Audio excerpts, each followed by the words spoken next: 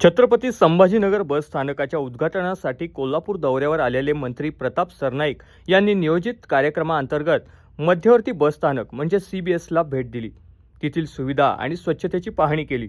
या भेटीदरम्यान त्यांनी स्वच्छतागृहासह विविध बाबींचा आढावा घेतला. स्वच्छतागृहाची पाहणी करताना ही स्वच्छता केवळ दौऱ्यासाठी आहे की कायम ठेवली जाते असा सवाल त्यांनी उपस्थित केला. तसेच बस स्थानकातील एकूण परिस्थितीबाबत अधिकाऱ्यांकडून माहिती घेत विविध प्रश्न उपस्थित केले. त्यांच्या भेटीमुळे काही काळ कर्मचाऱ्यांमध्ये धावपळ पाहायला मिळाली.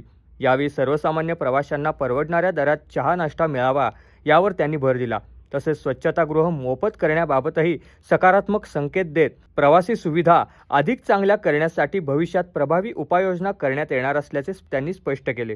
दौरा हे ऑफिशियल केला असल्या कारणानं इकडे स्वच्छतेचं प्रमाण फार मोठ्या प्रमाणात दिसलं की मला ते जरा असं बोलतात ना की एवढं स्वच्छता बघून मी अगदी भारावून गेलो.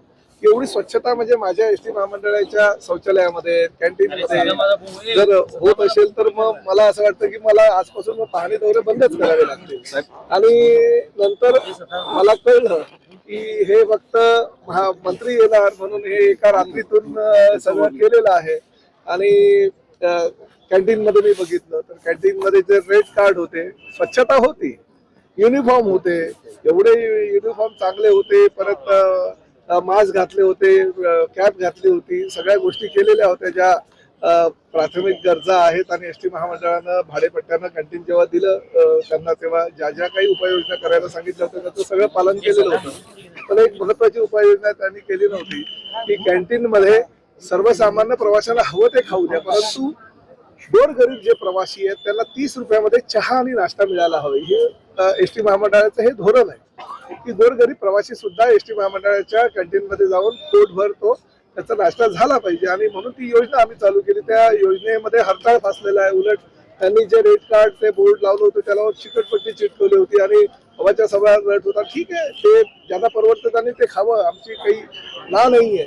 परंतु 30 रुपयामध्ये भरपोट जे काही पदार्थ द्यायचे असतात, 2 समोसे, 2 वडे आणि 1 चहा किंवा 1 कॉफी, अशा पद्धतीचं ती योजना आहे. त्याचा त्या ठिकाणी बिलकुलपणे त्यांनी त्याचं नियमाचं पालन केलेलं नाही असं निदर्शनास आलेलं आहे. त्यांना मी ताबडतोब उद्यापासूनच 30 रुपयाचं मोठ्या दर्शनी भागामध्ये चहा नाश्ता 30 रुपयामध्ये मिळेल असा प्रकारचा बोर्ड लावायला सांगितलंय.